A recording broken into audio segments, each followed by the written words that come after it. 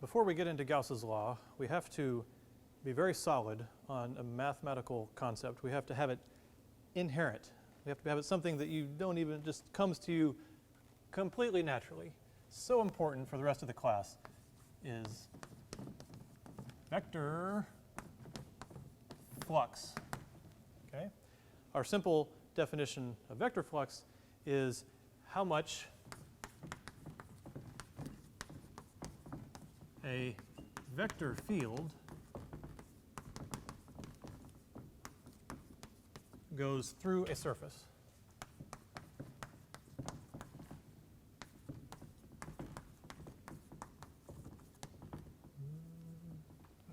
Goes through a surface. I can begin to draw it like this. So say we have a vector field. Let's not even worry about what it is. E field, B field, doesn't matter. Any vector field. Let's draw our vector field as a uniform field, as we talked about before. Just everywhere you go, it's a field pointing that way with the same magnitude. And then let's draw a surface. So here I'll do kind of a little oval, kind of in the plane of the board, kind of like that. Or not in the plane of the board, kind of to the side. And you have to think about the vectors going through the surface. This is so important to have this down in your head. We are definitely going to go do this in the visualization lab so we can get a look at it.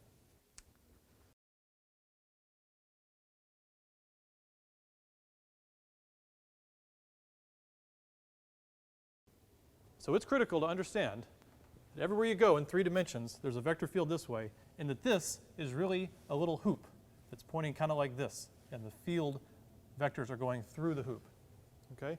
You've got to be able to see that to understand vector flux. So when you say how much, you just say, well, I don't know, maybe 2 would fit through there. So let's think about how we decide how to figure out what the vector flux is. It really depends on 3 things. It depends on the field magnitude.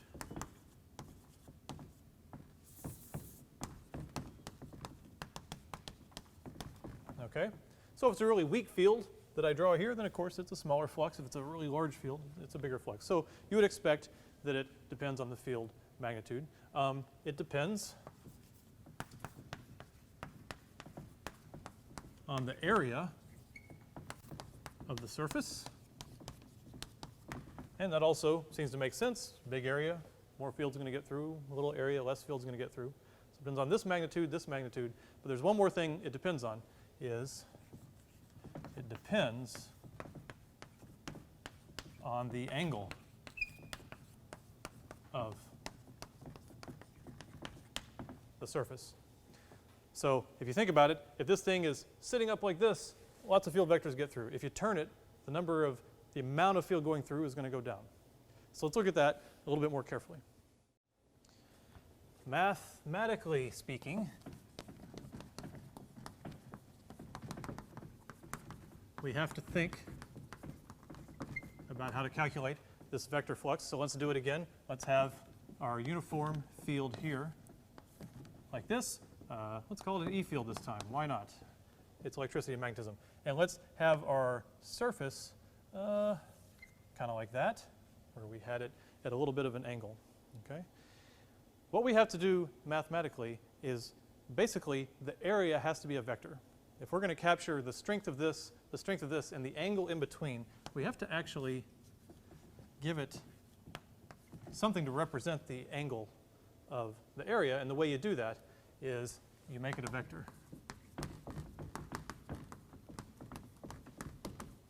Okay? So let's be sure we understand how to make an area, which you think of as a scalar, how to make it a vector. So basically then the area vector magnitude equals just the area.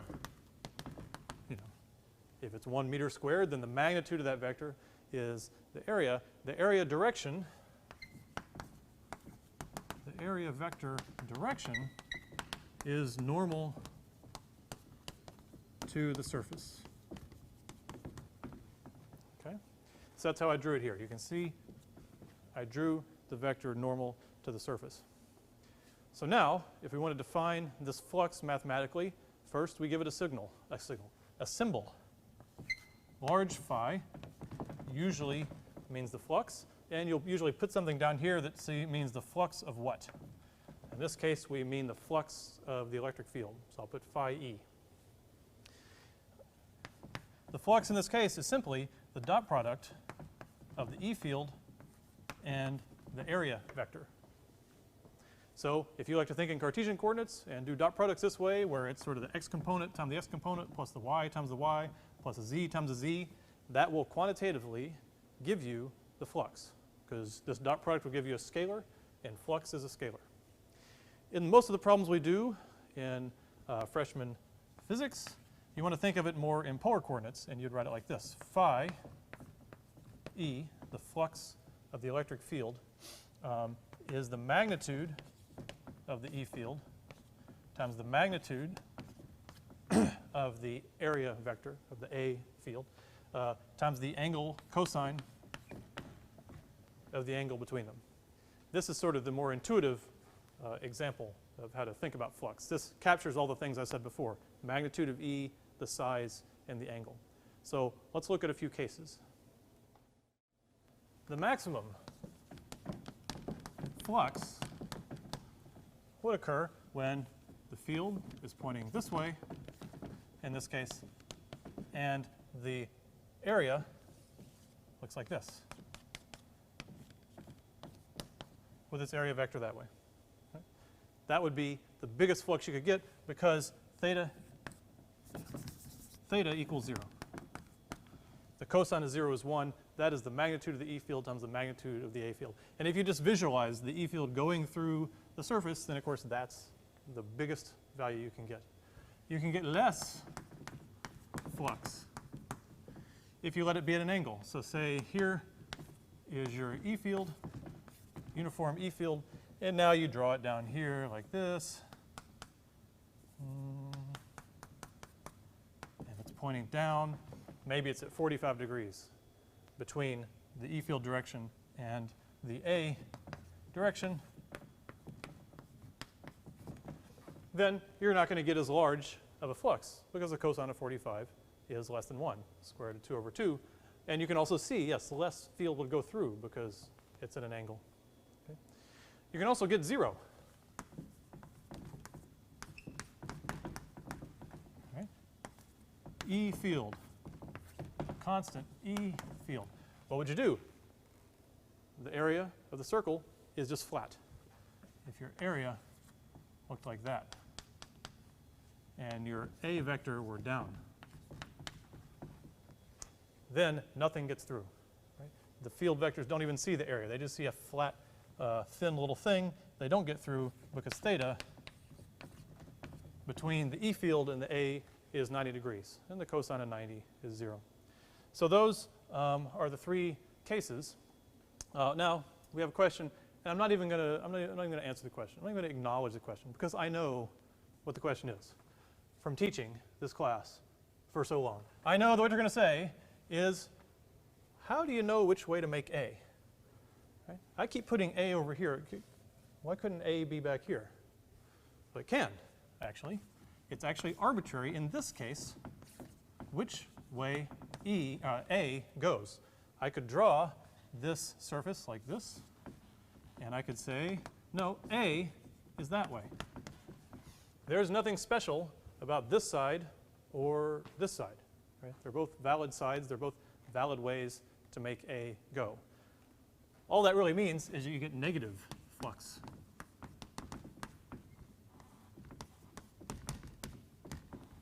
Right? If A is pointing towards E, and you think about the angle in between, then theta is greater than 90 degrees. And if theta is greater than 90 degrees, the cosine will be negative. It can go all the way up to 180, and then it gets positive again. But you get the idea. It could be all the way to facing, where it's 180 degrees and you get -1. So you can get this maximum value all the way from positive all the way down to negative. And which way you draw the area vector, it's really just a convention. It's like, you're going to call this way plus x, or you're going to call that way plus x. For little flat disks like this, it doesn't matter which way A is. Okay? For other surfaces, closed surfaces, then it becomes not so meaningless. You can always say out has to be positive A, and in has to be negative A. But for these surfaces, it could be either way. It's really just which sign you want to give the flux. We've thought about vector flux through a uniform surface. So to introduce the idea, we had the easiest case, a uniform field and a uniform surface. And by that I just mean a flat surface where you have a nice single area vector like that. But of course, we have to move on to more complicated things. We have to look at a non-uniform surface and see how do we calculate the vector flux for that. So let's erase our nice, convenient, pretty little uniform surface and imagine we have some curved thing, some complicated curved object like that. This gets a little bit tricky because what is A, right? The A vector could point all different directions. You got to know how to figure out what A is. So this is similar to something you're actually already familiar with, and that is this is a disco ball. So this is the Hertzian Amphitheater disco ball. We only bring it out in special occasions such as this. And you can see it's a curved spherical surface, but it's covered in these little square tiles. So this is the idea. You take your complex or your complicated curved surface and you cover it with small simple surfaces that you could define as having their own little area elements. You can imagine the area coming off each one of these mirrors, and on this side they stick out this way, and on this side they stick out this way. But all together they make the curved surface that you need. So that's what we're going to do here. We are going to think about this complex surface, and we're going to break it up into little strips that make a bunch of little squares like that. No, not perfect, but you get the idea.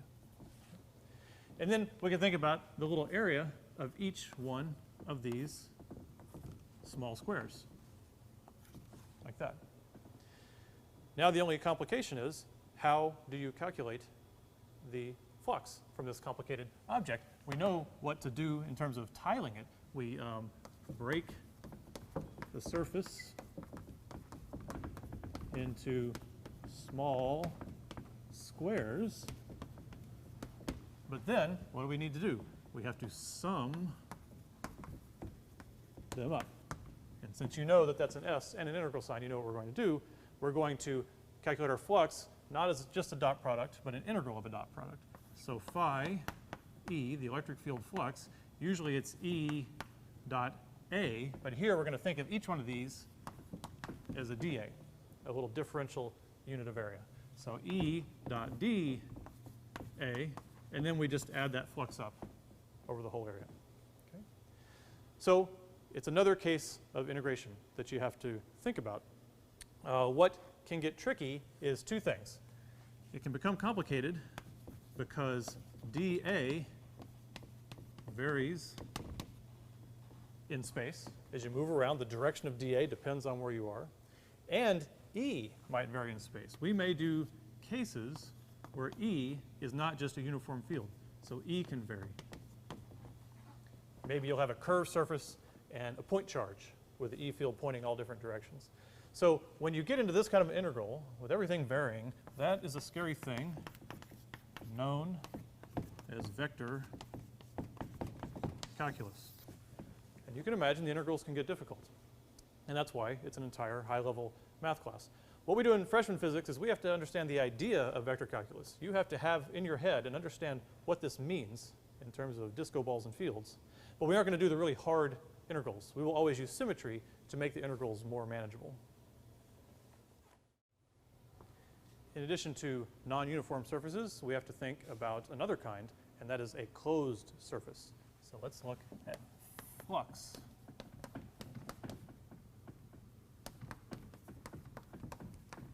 Through a closed.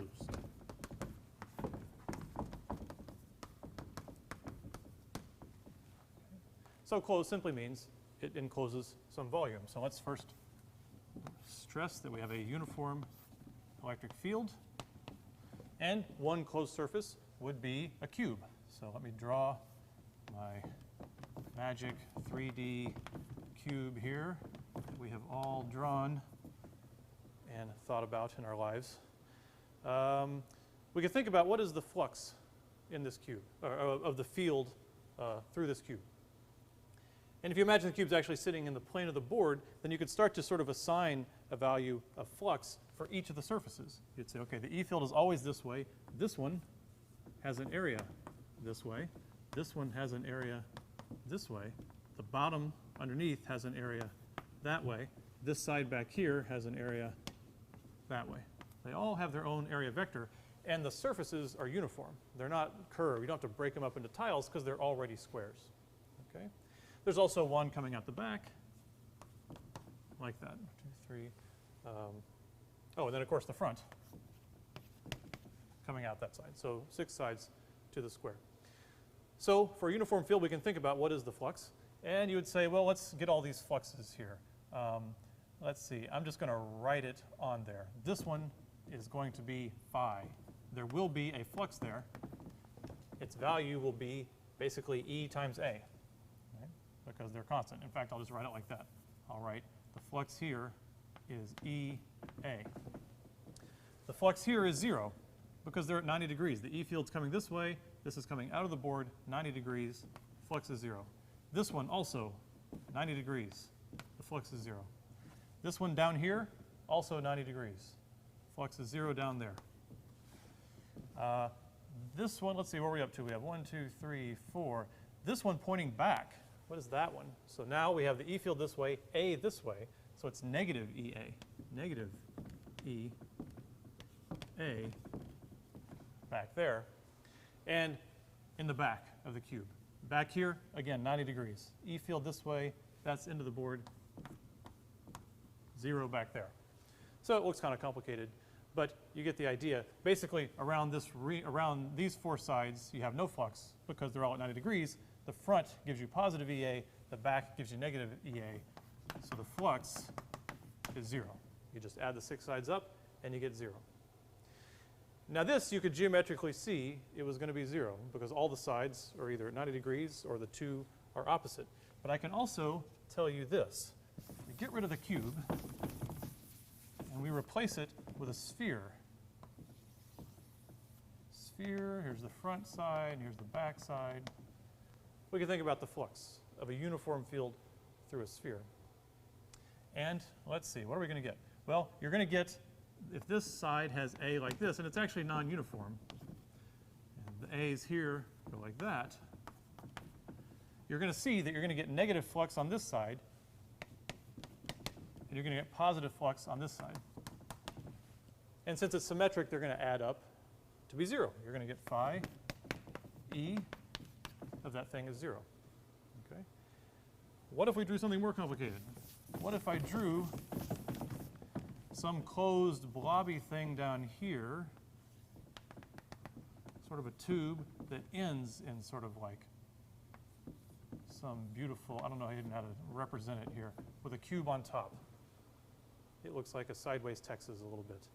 What is that going to be? 0. We don't have to do the vector calculus because the flux of a uniform field through any closed surface is always 0. Okay?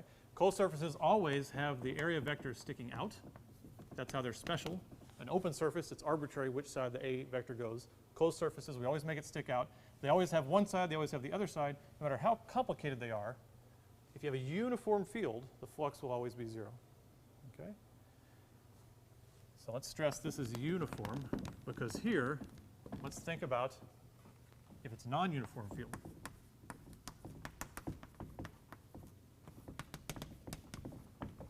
Okay? Let's draw a non-uniform field, which I haven't really done yet. You could have small E vectors here. It could all point in one direction, but you could just have it growing as you go to the right. Okay? Getting bigger and bigger as you go to the right. To really make that field would require some charge placed in various positions. But we're not worrying about how the field got created. We're just saying that's the field. It's an E field growing in magnitude as you move that way, and it points that way. Let's put a closed surface in here and see what happens.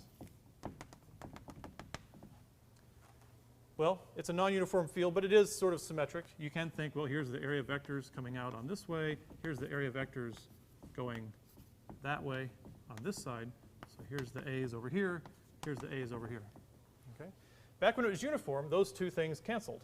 But here you can see it's actually different. We have small magnitude field giving us our negative flux, and we have a larger magnitude field giving us our positive flux. So in this case, through a closed surface, phi E does not equal 0. The way I've drawn it here, it would be a positive flux because we have bigger field magnitude on that side where we have the area pointing in the same direction. Okay? So if you want rules to memorize, closed surfaces always have 0 flux if the field is uniform, and the field will not always be uniform. They can have a net flux if the field varies in space.